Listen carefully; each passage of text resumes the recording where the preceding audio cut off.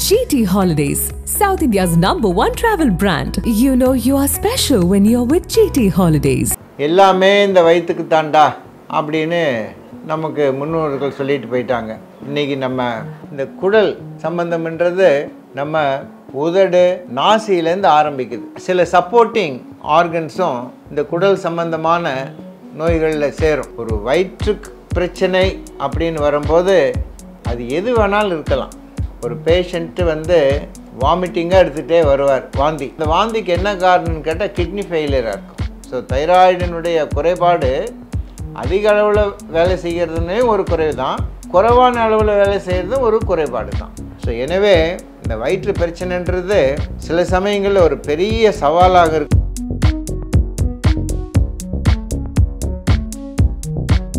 நக்கீரன் நேயர்களுக்கு வணக்கம். நான் டாக்டர் ராஜேந்திரன் பேசுகிறேன்.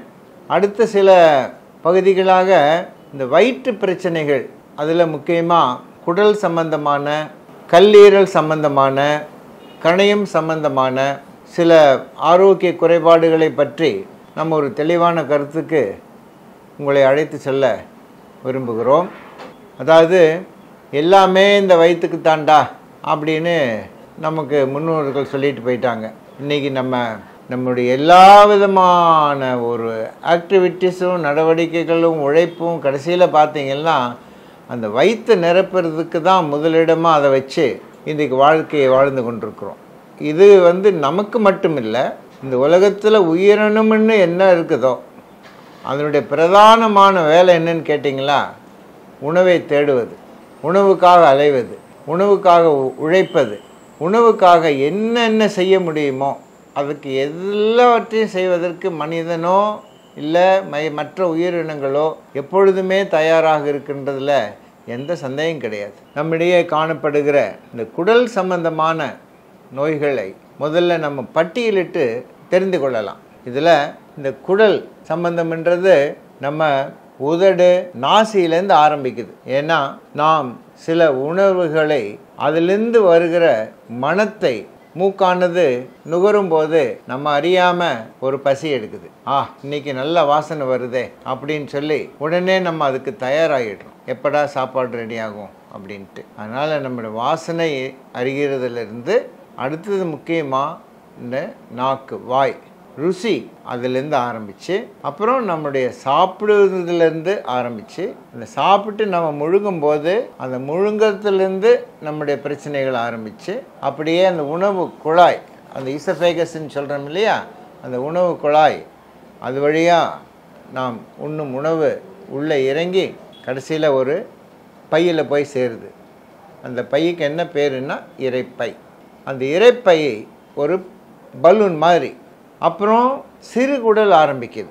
டியோடினத்திலிருந்து இலியம் அப்படின்ற அந்த சிறுகுடலினுடைய வால் பகுதி, டியோடினம் என்ற அந்த சிறுகுடல்லேருந்து ஆரம்பித்து டியோடினம், ஜெஜுனம், இலியம் அப்படின்ட்டு அந்த சிறுகுடல். அதுக்கப்புறம் அந்த சிறுகுடல்லேருந்து ஒரு ஜங்ஷன் மாதிரி அது பெருங்குடல் ஆரம்பிக்குது. அதுக்கு பக்கத்துலேயே அதோடு சேர்ந்தது தான் இந்த சீக்கம் அப்படின்ற ஒரு சுருக்கு பை மாதிரியான ஒரு உறுப்பு.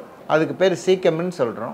அதில் வால் மாதிரி ஒட்டிகிட்டு இருக்கிறதுக்கு பேரே குடல் வால், அப்பெண்டிக்ஸ் அப்படின்னு சொல்கிறோம். அதுக்கப்புறம் பெருங்குடல் ஆரம்பிக்குது.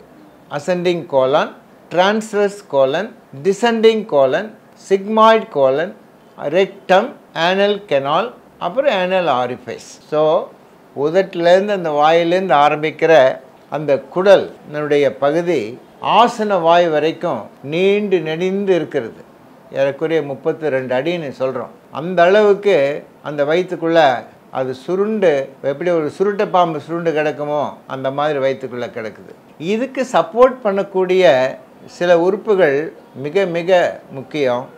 நாம் உயிர் வாழ்வதற்கே, நாம் உண்ணும் உணவை ஜீரணிப்பதற்கு உதவுவதற்கு மட்டுமல்லாமல் சில முக்கியமான வேலைகளெல்லாம் செய்கிற இந்த கல்லீரல், லிவர், கணையம், பேங்க்ரியாஸ், பித்தப்பை, பித்த குழாய் அப்படின்ட்டு சில சப்போர்ட்டிங் ஆர்கன்ஸும் இந்த குடல் சம்பந்தமான நோய்களில் சேரும். எனவே இது ஒரு பெரிய பாடமாக நம்ம கற்றுக்கிட்டு இருக்கோம்னா கூட என்னால் முடிந்த வரையிலும் எப்படி அது சுலபமாக நம்ம அறிந்து கொள்ளலாம். நிறைய சமயங்களில் இந்த வயிற்றுக்கு நான் ஒரு பேர் வைக்கிறத எல்லா நோயாளிகிட்டையும் கேட்பேன். அவங்க என்னென்னமோ சொல்லுவாங்க. ஸ்டமக்குன்னு சொல்லுவாங்க, வயிறுன்னு சொல்லுவாங்க, இரைப்பைன்னு சொல்லுவாங்க, இன்டெஸ்டைன் சொல்லுவாங்க. ஆனால் நான் அதுக்கு ஒரு முக்கியமான பேர் வைத்திருக்கிறேன். அதை ஒரு கோயிலுன்னு நான் சொல்லிடுறேன். கடவுள் நம்பிக்கை இல்லாதவங்களுக்கு கூட இது பொருந்தும்னு நினைக்கிறேன். Temple of surprises. இது உண்மையே உண்மை. இதை ஒரு மருத்துவனாக நான் மாஞ்சி அந்த வார்த்தையை நான் பார்த்து அப்ளை பண்ணி நான் பார்க்கும்போது அது எவ்வளோ உண்மை என்பது எங்களுடைய அன்றாட வாழ்க்கையில் நாங்கள் தினமும் அதை நான் கற்றுக்கொண்டே வருகிறேன். இந்த 32 feet long intestines, liver, gallbladder, bile duct, pancreas, மண்ணீரல், ஸ்ப்ளீன், 2 கிட்னி ரெண்டும் பின்னாடி பக்கம் உட்காந்துருக்கு. அப்புறம் அந்த இன்டெஸ்டைன்ஸை சஸ்பெண்ட் பண்ணி கொண்டிருக்கிற இந்த மிசென்ட்ரி, அப்புறம் கர்ப்பப்பை, சினைப்பை அப்படின்னு ஒரு அளவே இல்லை இந்த வயிற்றுக்குள்ளே இருக்கிற எண்ணிக்கைகளுக்கு.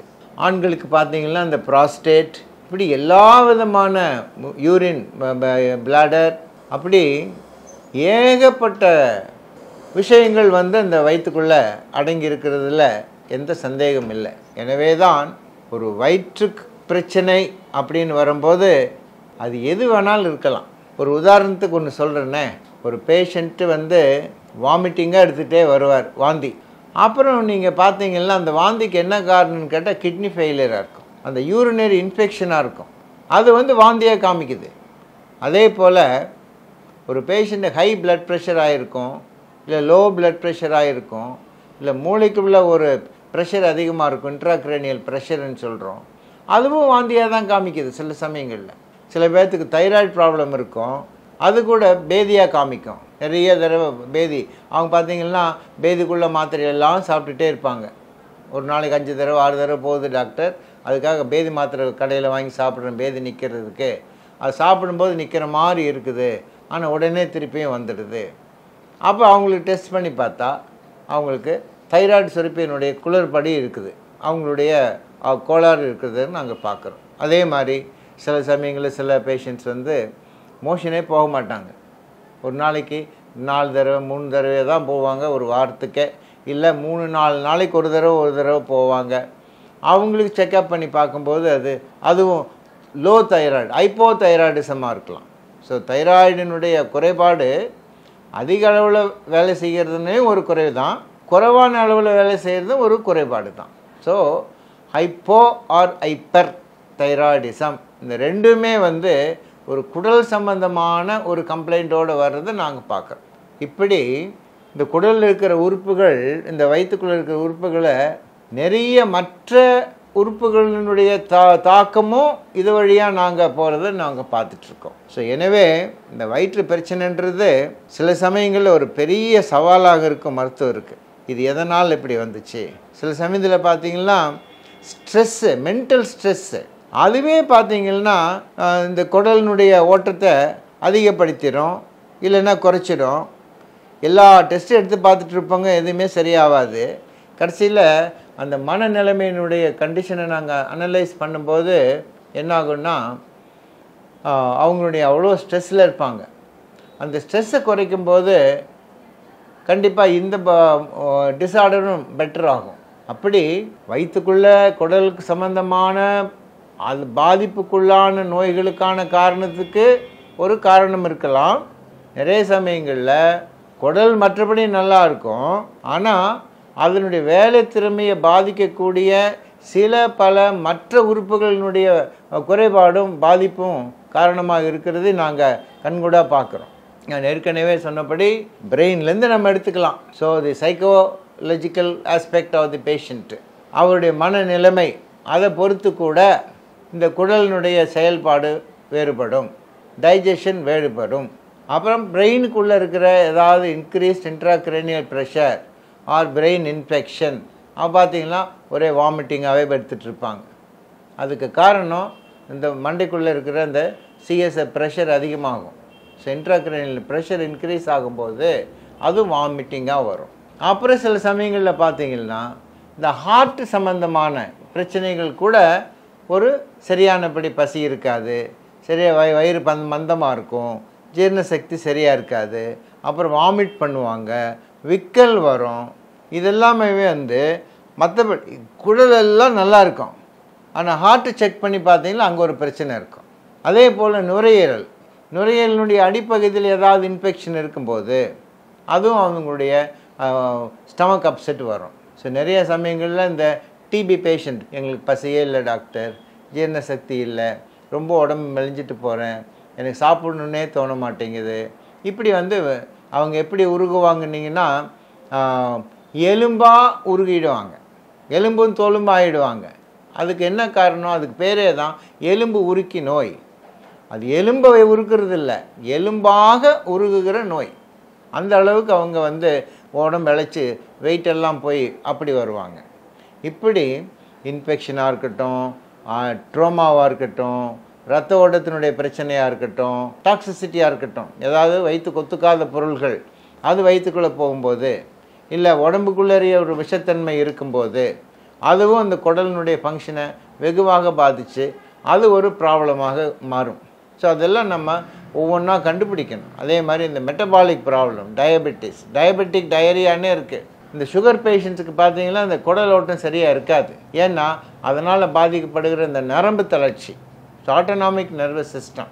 ஸோ அப்படி இந்த குடலினுடைய ஃபங்க்ஷனை பாதிக்காத வியாதியே கிடையாதுங்க. எல்லா விதமான வியாதிகளுக்கும் இதில் ஒரு பங்கு உண்டு. இது ஒரு சேலஞ்சு நான் சொல்லிகிட்டு இருக்கேன். அதே போல் கேன்சர் சம்மந்தமான பிரச்சனைகள், இது உடம்பு குடலில் எங்கேருந்தாலும் இருக்கலாம். இல்லை குடல்லையே வந்து உங்களுக்கு கேன்சர் இருக்குன்னு அவசியம் இல்லை, ஆனால் அவங்களுக்கு பசி இருக்காது. அதனால் எந்த ஒரு நபர் வந்து சரியானபடி பசி இல்லாமல், தூக்கம் இல்லாமல், உடம்பு இழைச்சி போகும்போது இதெல்லாம் நாங்கள் வரிசைப்படுத்தி இதுவாக இருக்குமா, அதுவாக இருக்குமான்னு நாங்கள் பார்க்குறோம். ஸோ எனவே இந்த குடல் சம்பந்தமான வியாதிகள் வந்து ஒரு மருத்துவனுக்கோ இல்லை நோயாளிக்கோ இல்லை ரெண்டு பேர்த்துக்குமே ஒரு பெரிய சவாலாக இன்றைக்கும் இருக்கும், அது என்றைக்குமே தான் இருக்கும். திரைக்கடலோடி திராவிடம் வளர்த்த கதை. Director writer VC Guganathan. வெளுத்து கட்டும் சினிமா கொட்டகை உங்கள் நக்கீரன் இதழில்.